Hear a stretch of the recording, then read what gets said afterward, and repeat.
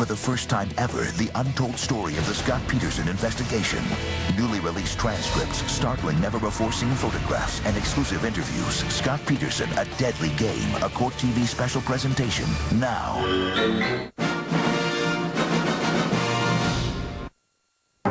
Tonight, the untold story, how investigators brought Scott Peterson to justice. First officers had a gut feeling. Did you murder your wife? The clues. Amber, did you know that Scott was a married man? We did have a romantic relationship. The suspicion. I mean, it was just unbelievable how many lies this guy told. The evidence. We have not eliminated the fact that it may be a female victim. The only thing that always stood the test of suspicion was Scott.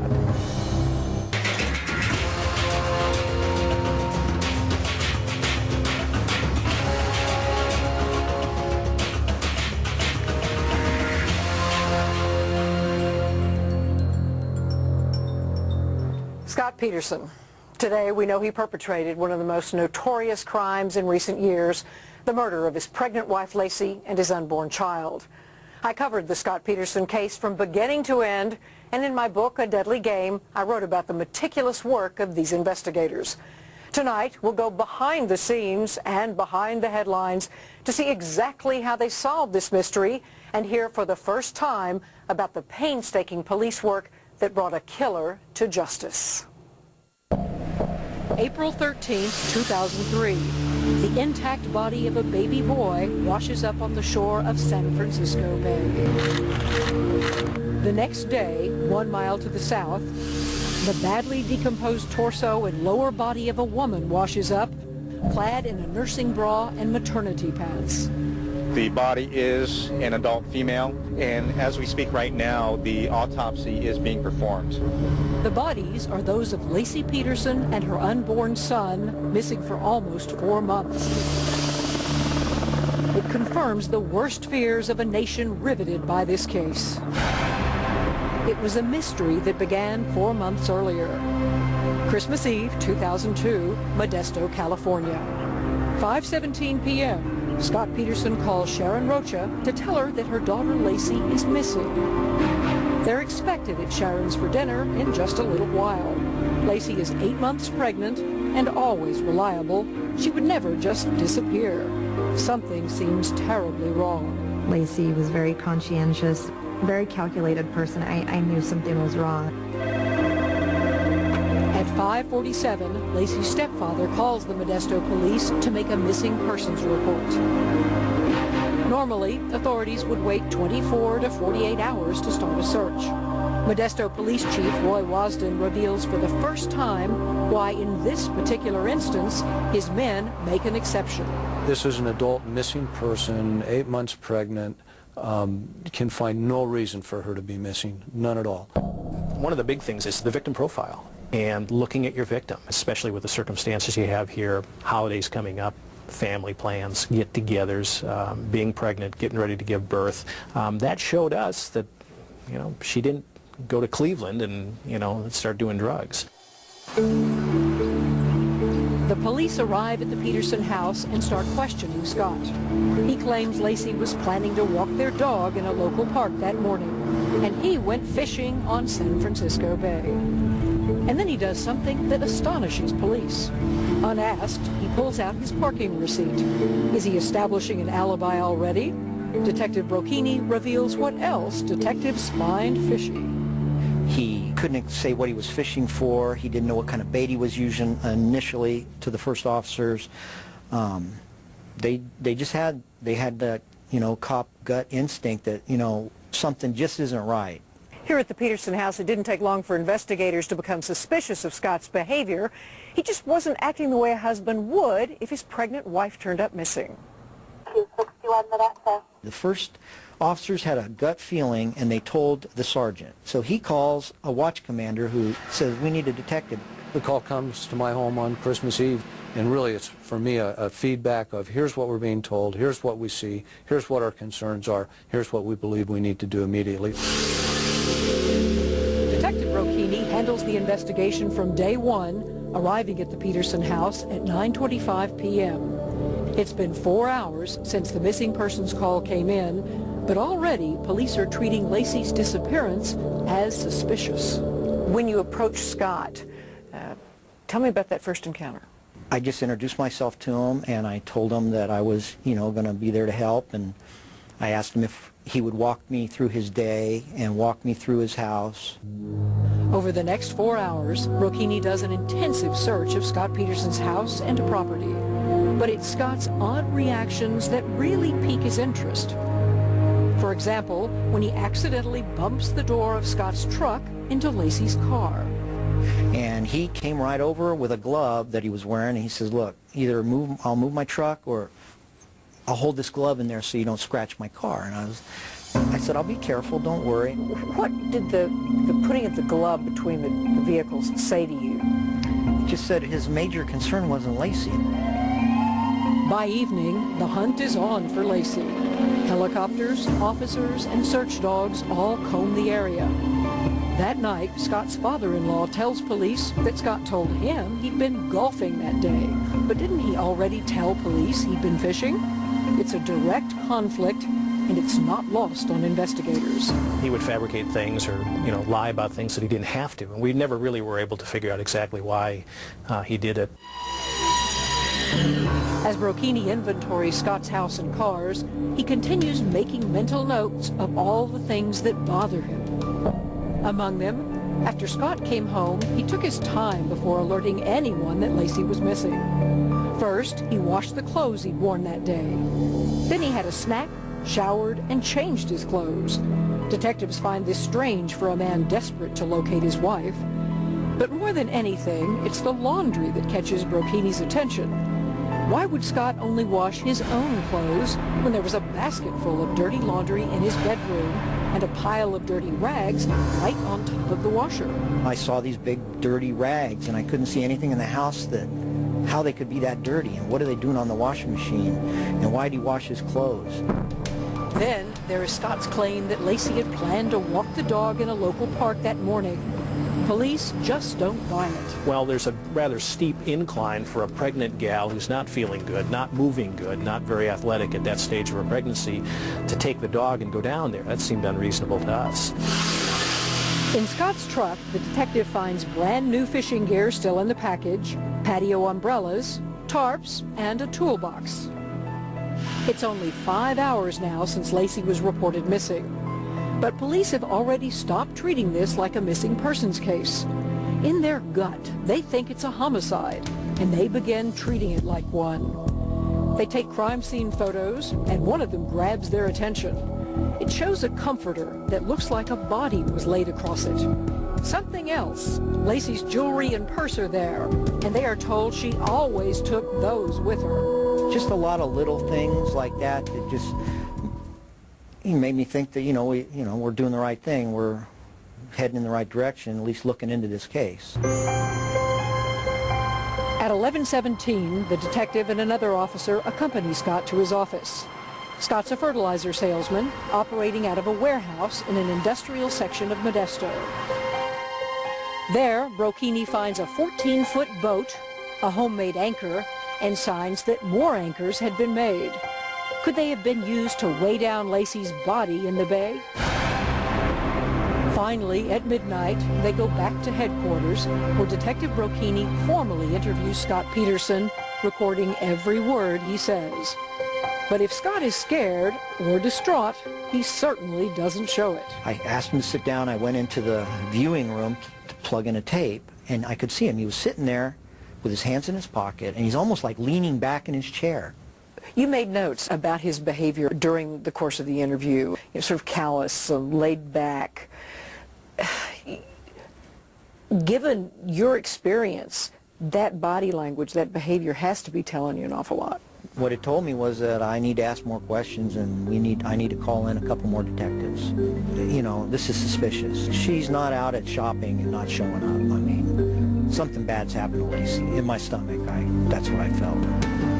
The story hasn't even been reported yet, but already, just hours into the case, Scott Peterson is under the Modesto police microscope.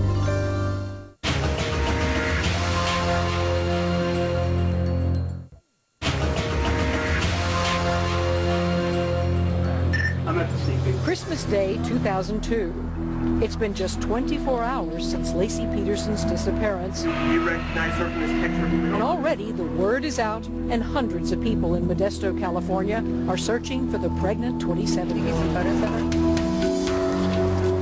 Laci's friends and family don't know it at the time, but the police are already starting to build a murder case against her husband, Scott Peterson. Scott does seem emotionally detached. At the time, those around him figure it's just his way of coping. Yeah, no problem at all. His parents have their own explanation.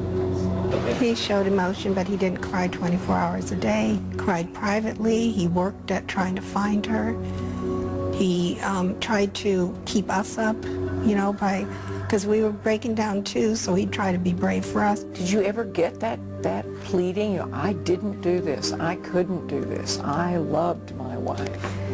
No, I never heard that from him, but, you know, if this had been me and this were my husband missing, I mean, I'd be crying on the streets. In fact, Scott's half-sister Ann Bird had always distrusted his fishing story, knowing all the things Laci would have had him do on a big holiday. On Christmas Eve, when I heard that Scott was out fishing, I thought, gosh, you know, how could that be? He would have a honey-do list a mile long. The fishing and Scott's strange emotion. Modesto investigators find both suspicious. But that's not all. Detective Al Brocchini has never said this publicly, but he is astounded on Christmas Day when Scott asks a bizarre question. Would grief counselors be made available to Laci's family? Not even a day had passed since they reported her missing. I told him, Scott, it's Christmas. I don't think I can get you somebody today. And if we find Laci, you're not going to need anybody. And, you know, he responds like, well, I'm going to need somebody. We're going to need somebody, or Sharon is, you know. It's like he already knew we weren't going to find Laci. It's one day now since the search for Laci began. Her family hits the airwaves in a desperate appeal for help. Get her home safely and run from us. We don't care, just get her back to us. It's strange. Laci's mother is obviously clinging to hope, but Scott already seems to be bracing for the worst. The exhaustive searches with the police and with friends and family have not discovered her, so we have to look at our possibilities. 48 hours after the missing persons report comes in, police make the hour-and-a-half trip to the Berkeley Marina to check out Scott's fishing alibi. He told police it was raining on the bay on Christmas Eve, but no one else reports even a drop. So now police have caught Scott in a blatant lie, and yet another red flag goes up. Then, on Christmas Day, Scott backs out of a polygraph test he'd promised to take. This has to put Chief Roy Wasden and his men on high alert. But two findings that are even more damning to Scott Peterson. First, investigators discover he bought his boat without telling anyone. Then they learn he researched the tides and currents of San Francisco Bay on his computer. Could he have been trying to figure out the best spot to dump a body? In fact, he was searching those bay tides before Laci was missing, like the day he bought the boat. It was another little piece. As police execute the search warrant, they see that Scott's moved things around in the 2 days since Laci disappeared. In his warehouse, they see that the homemade anchor is still there. So is something else that turns out to be incriminating. A pair of pliers with a black hair clamped inside. Detective Brocchini and his colleagues realize they've now got something that they needed desperately. A potential piece of forensic evidence against Scott. It was one of those days where we're all sitting around and thinking, gosh, what are we going to do now, kind of a thing. We need something, and we see this picture of this hair. And it's not like a transfer hair. It's in the pliers. The chief of police has told us this is a priority. In those first days, Laci's family remains in the spotlight, looking for anything that might help them find her. Have some compassion. She's a human being. She's pregnant. She needs to take care of her baby. On December 27th, they hold a press conference and make a tearful plea for her safe return. Whoever has her, please, please, please let her go. Bring her back to us. We love her so much. We want her back. Please, I don't want to have her back. While publicly the police are pressing their search for Lacey, privately they're sure she's already dead. And they're slowly piecing together their theory of exactly what happened to her and why. I think she was getting ready for bed and she got strangled or smothered right there, wrapped in a tarp, drug out and put in the truck. I think the umbrellas went in first and she went in second in a blue tarp. I mean, he wanted an excuse to be carrying something that big in a blue tarp, and that's what the umbrellas were, his excuse. He just didn't want to be a dad. He didn't want to be tied down. I mean, just when you look at his lifestyle, all the things that he wanted to do, and, you know, be it a member of the country club, parenting was going to be, you know, a big anchor on him. My opinion is his plan is wake up in the morning, leave. People are going to think I'm golfing, but go. Nobody will be at the bay. Do my thing. But there's a hitch when several people spot him at the bay. That's when police say Scott Peterson changes his alibi from golfing to fishing. Whatever his story, police are now sure foul play is involved, that Scott Peterson is responsible, and that it was premeditated. I mean, he's been planning it. Planned it when he bought the boat. And his plan was, I'm going golfing, but the real plan, take Lacey to the bay, get rid of her, come back, and I was golfing.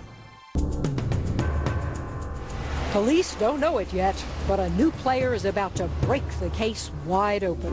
How long have you been seeing Scott?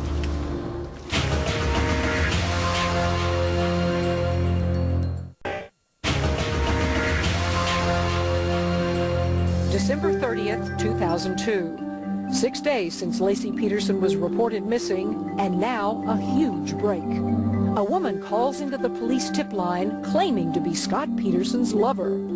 Her name is Amber Fry. Modesto Police Chief Roy Wasden and his men recall how that one tip changed everything. What was the reaction in the department when Amber Fry called in? It was a significant break. It was important to get a more full picture of Scott Peterson, who he was, what he did, how he behaved. In that one paragraph tip, she had too much information to be a nut. I mean, she knew too much. Investigators don't waste a second. They drive straight to Fresno to meet Amber. Detective John Bueller knows it right away. This is a major score for the investigation. I mean, it was a great meeting. It yielded tremendous amount of information. Amber seemed to be naturally a young girl. I wouldn't say naive, but maybe idealistic in love and romance, things like that. Amber tells the detective she's been seeing Scott Peterson only a few weeks, but they're already talking marriage. On December 9th, she recalls, he broke down sobbing that he had, quote, lost his wife. That's the same day Scott secretly bought his boat. Detective Brocchini knows he's onto something. I mean, he told Amber that he had lost his wife when she wasn't lost. And so that, I mean, to me, that was a key. The detectives ask Amber to secretly record all future conversations with Scott. She agrees. They're also determined that no one will find out about her. That afternoon, the detectives take Amber to buy the recording equipment. And then her phone rings. It's Scott. He's caught everyone off guard. I was shaking, so I was so fumbly. I mean, I dropped the earpiece and I'm scrambling, but there was no conversation at that time, thankfully, because I was so, what's the word? Rattled? Rattled. I was just frazzled, really frazzled and really nervous. To be like in Radio Shack, buying the equipment for her phone, and we're walking out and her phone is ringing, and it's him. I mean, I could see the caller ID. I know his phone number by heart. Scott calls Amber often, and he has no idea she's taping every word. He lies over and over in these calls, sometimes making up outrageous stories. On New Year's Eve, Scott is in Modesto at a candlelight vigil for his missing wife. Yet he calls Amber and claims to be in Paris. Hello? Amber, hey, Happy New Year's. Happy New Year. I wanted to call you. Thank you. I'm near the Eiffel Tower. New Year's celebration is unreal. The crowd is huge. The crowd's huge? Amber, if you're there, I can't hear you right now, but I'll call you on your New Year's. Okay, I'll hear from you then. Amber, miss you. The photo of the vigil makes the front page the next day, and if the public thinks Scott Peterson is showing his concern, the police know otherwise. We saw the picture on the front page of the Bee, and he's at the vigil, but we know what he's saying on the phone. He's in Paris, you know, or jogging in the cobblestones or eating with, you know, somebody. On New Year's Day, the Modesto police held a press conference in which they said it was becoming apparent that Laci's disappearance was the result of foul play. What they didn't say was that the investigation was beginning to focus on Scott Peterson as the main suspect. By January 4th, 10 days after Laci was reported missing, the police have Scott Peterson under 24-hour surveillance, but the public doesn't know it. Throughout January, police divers continue to comb the bay. They're sure that's where Scott has dumped his pregnant wife. But what if her body doesn't turn up? Chief Roy Wasden discloses now what he couldn't back then. Body or no body, police are still pushing forward with their case against Scott Peterson. Was the department ever prepared to seek an arrest warrant before the body surfaced? Yes. In fact, the detectives had worked and discussed extensively with the district attorney's office what would be required for what's known as a no-body homicide warrant, and we're moving in that direction prior to the discovery of the bodies. Hello? Amber? Yes. Scott continues to call Amber, and detectives are intent on getting him to repeat something he told her just before Laci disappeared. Those 4 short but incriminating words, "I lost my wife." You came and told me this elaborate lie about her missing and this tragedy, and that No. and that this will be the first holidays without her? Sweetie, I never said. Amber, God, I don't want to fight with you.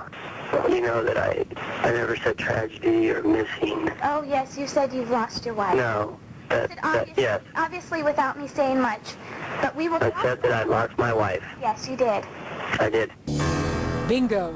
This is what investigators needed. For us, that was a huge statement on his part, because how do you predict that? I mean, how do you you're going to come up with a lie about that to try and woo some girl into a romance that you're not supposed to be part of, and then all of a sudden it comes true? I mean, the odds of that are pretty far out there. The calls continue and Scott's lies pile up. At one point, he tells Amber he's taken a polygraph and passed it. And then, an even bolder lie. Not only did Laci know about his relationship with Amber, but she accepted it. Detectives can't believe what he's trying to get away with. It really was the ultimate chess game with him, trying to anticipate his, next move and what he was going to do, and listen to what he was saying and compare it with the facts and just documenting it. I mean, it was just unbelievable how many lies this guy told. The police already know about Scott's lies. Now, finally, the public will too.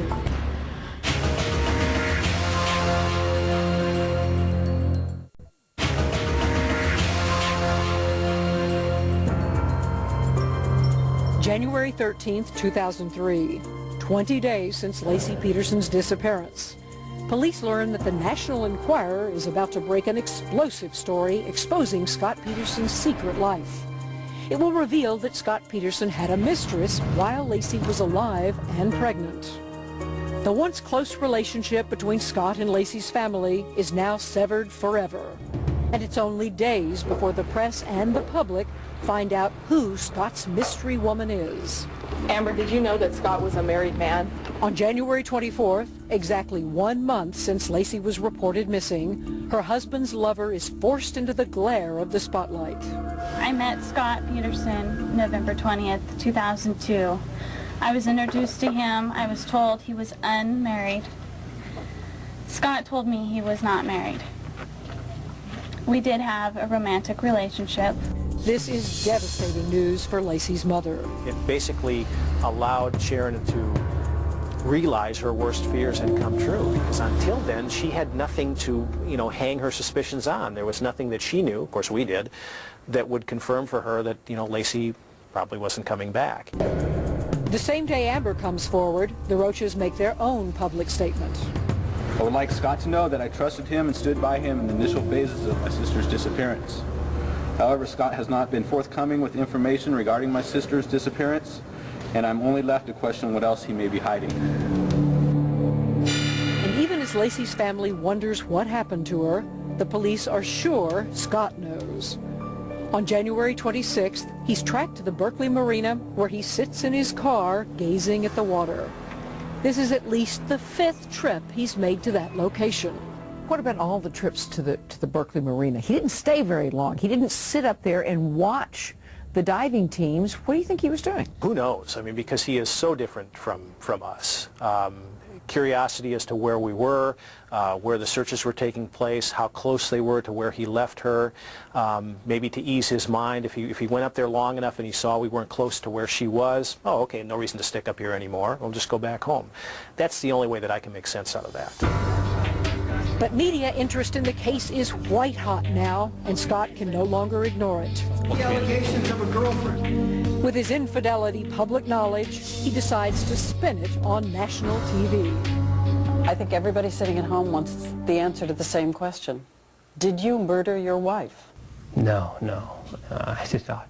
And I had absolutely nothing to do with her disappearance. And January 28, 2003. It's been over a month since Lacey disappeared. Now, Scott sits with Diane Sawyer on Good Morning America, and police are watching for what he says and how he says it. Amber Fry came forward. I'm glad she did. Did you tell her that you were not married? I did.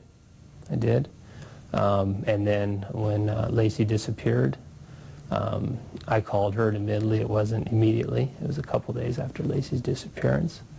I telephoned her and told her the truth. The truth? That I was married, that Lacey disappeared. She didn't know about it at that point. But Amber told investigators that she found out Scott was married from news reports, not from Scott. It was pretty powerful to see him, see his words, see his lies. How harmful do you think Scott's own words were to him? I think very harmful. I do. I think that, well, I think they painted a true picture of Scott Peterson, which was, pretty indicting of who he is. In the mornings, I've been taking the dog down to the park where she walked. And that's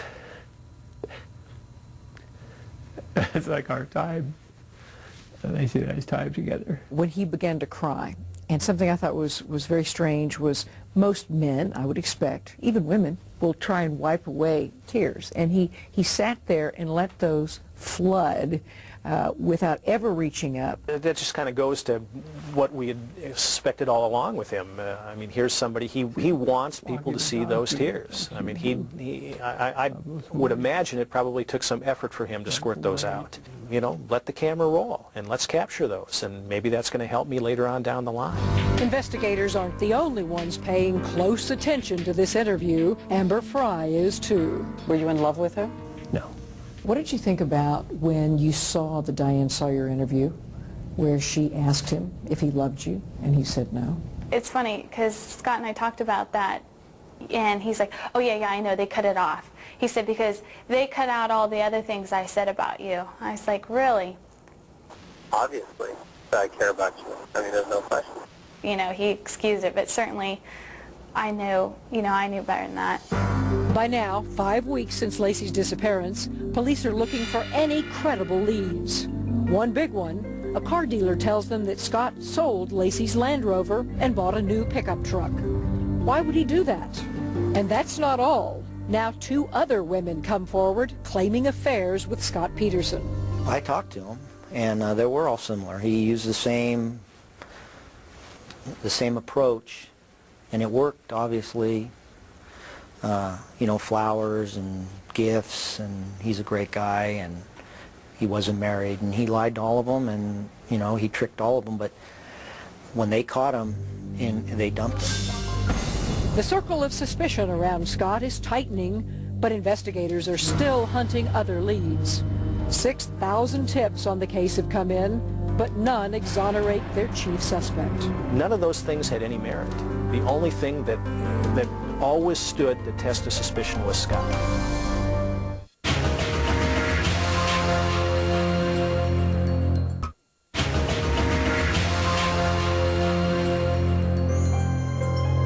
February 1st, 2003. just over 1 month into the Laci Peterson case. Scott Peterson has already backed out of taking a police polygraph test, but now he tells Amber he'll go to an office where he can take a private one. She should meet him there in half an hour. So, you know, of course I'm talking with Modesto police. They're like, absolutely do not meet him. We'll see, you know, if, maybe he'll just go ahead and do it without you. For her safety, Amber stays behind, but Detective Brocchini goes ahead and stakes out the location of the polygraph. I was sitting watching this building from about 3 blocks away, and all of a sudden in my rearview mirror I see Scott Peterson walking up behind me. So I got out, and he just walked right up to me like we're friends and thanked me for going on America's Most Wanted, trying to find Laci, and, shook my hand. I mean, it was just the weirdest contact. Here I'm in a different town. I'm staking out a place where he's going to go, and his thing is, hey, thanks for going on America's Most Wanted. At this point in the investigation, police ask Amber to stop recording Scott's calls. They're worried that anything more Amber might say could be used to discredit her in court. But wiretaps show that Scott kept calling. Is there some way for us to see each other, Amber? I think it would help us so much. At this point, all I could see is it just damaging me even more. What did you think when he called you in February? All of this is broken loose. People are really, by this point, looking very intensely at Scott, and he calls and says, come to Lake Arrowhead with me.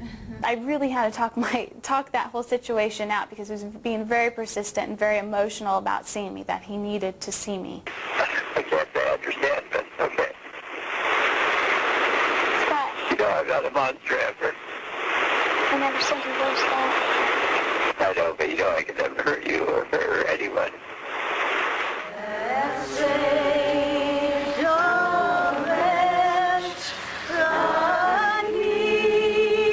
February 10th would have been Laci's due date.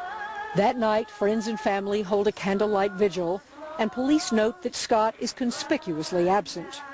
But it's also Amber's birthday, and Scott does reach out to her. Tell me about this surreptitious birthday drop. Right. Tell me about that. There was a bush that he had a package under, and he described where it was at and what light post. There was the CD, Come Away With Me. Come away with me and we'll kiss on a mountain top. It was a little bit almost morbid thinking, your wife's missing and you're sending me the CD that has a great meaning and thought involved to it. Thank you all very much. Thank you. By now, a month and a half since Laci disappeared, Scott's family seems to be his only defenders. 3 days after the vigil, they hold a press conference in San Diego to show their support. Yeah, he's looking for Laci. That is his whole purpose, and he's continued to do that since day one.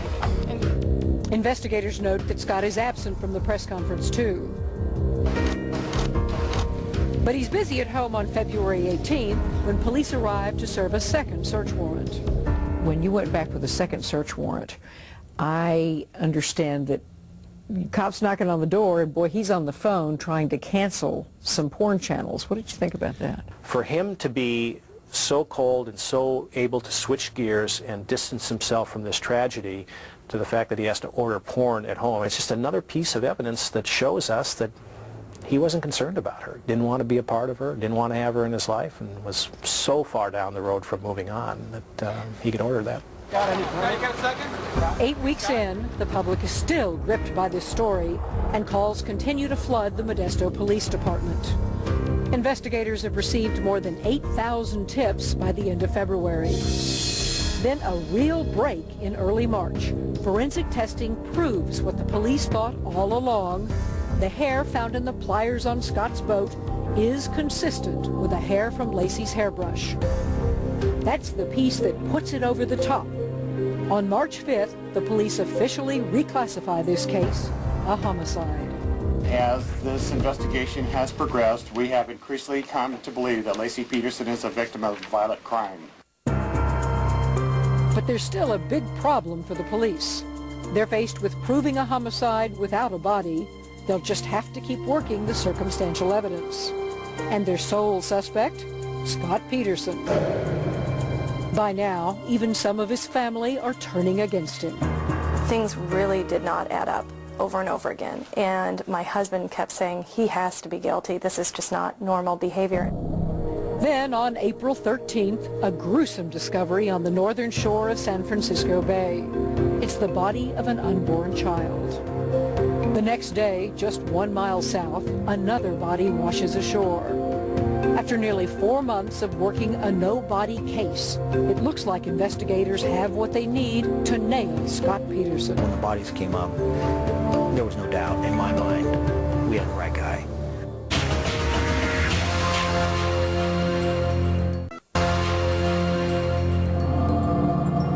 April 13th, 2003, the battered body of a baby boy is found on the northern shore of San Francisco Bay. The next day, the remains of a second body is found on the shoreline just 1 mile south. We have a pretty badly decomposed body that appears to have been in the water for quite some time. I think you can infer by the fact that we've called Modesto Police Department that we have not eliminated the fact that it may be a female victim. Investigators have little doubt that these are the bodies of Lacey and Connor Peterson, now missing for almost 4 months, but they have to be sure. We're conducting tests to determine the identities of the body and also if the two bodies, the one that was found today and the baby from yesterday, are related or not.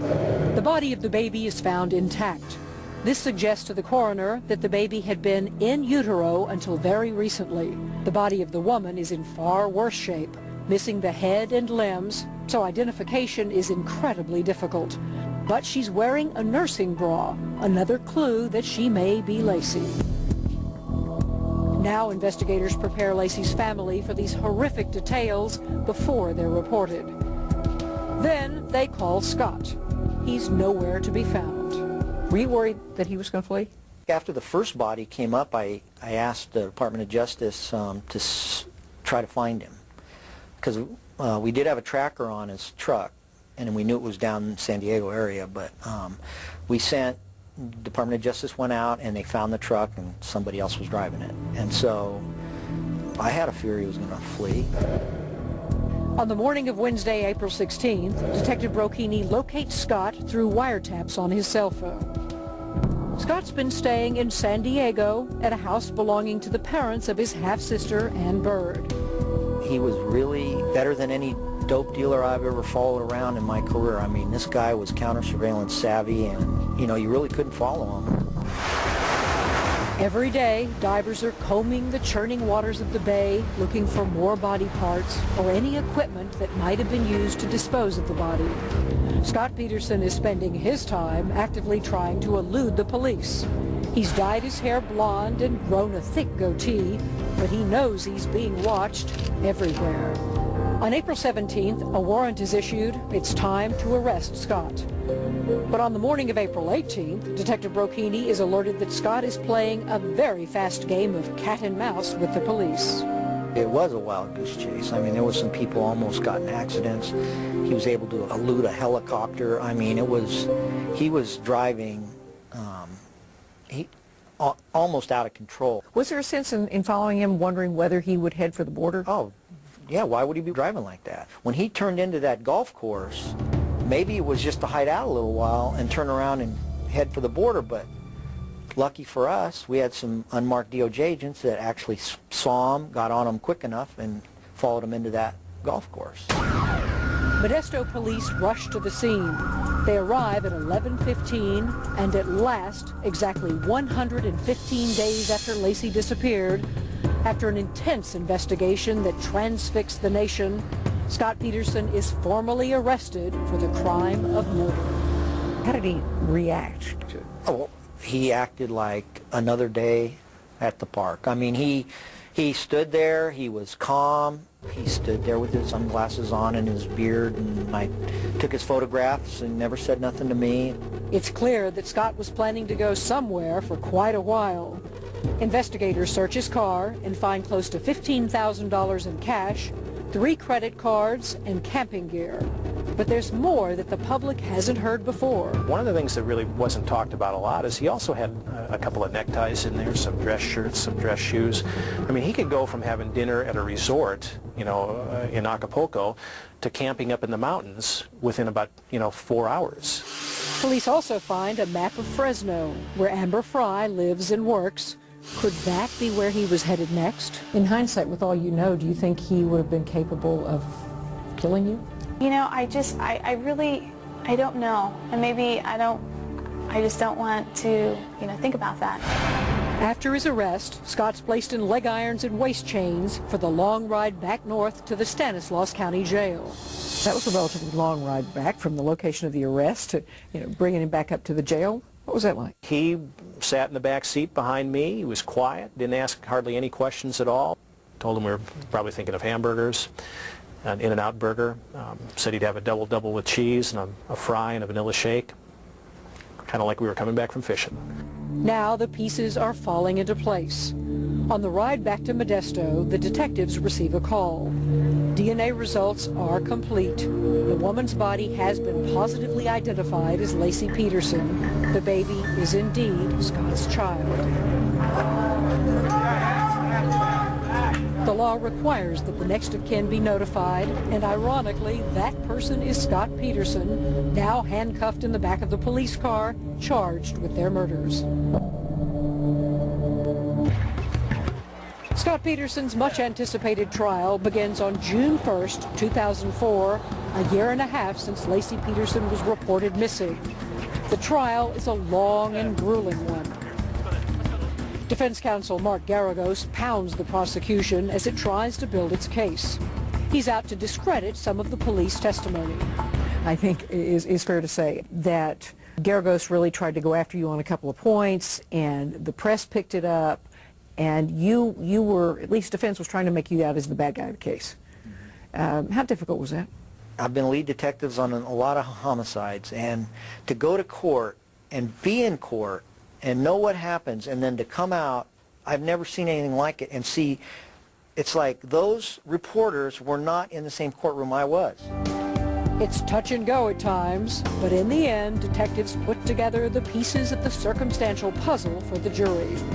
On November 12, 2004, almost 2 years since that Christmas Eve when Laci Peterson disappeared, the jury returns with its verdict. We, the jury, in the above entitled cause, find the defendant, Scott Lee Peterson, guilty of the crime of murder of Laci Denise Peterson. And in the penalty phase, the decision on Scott Peterson's fate is unanimous.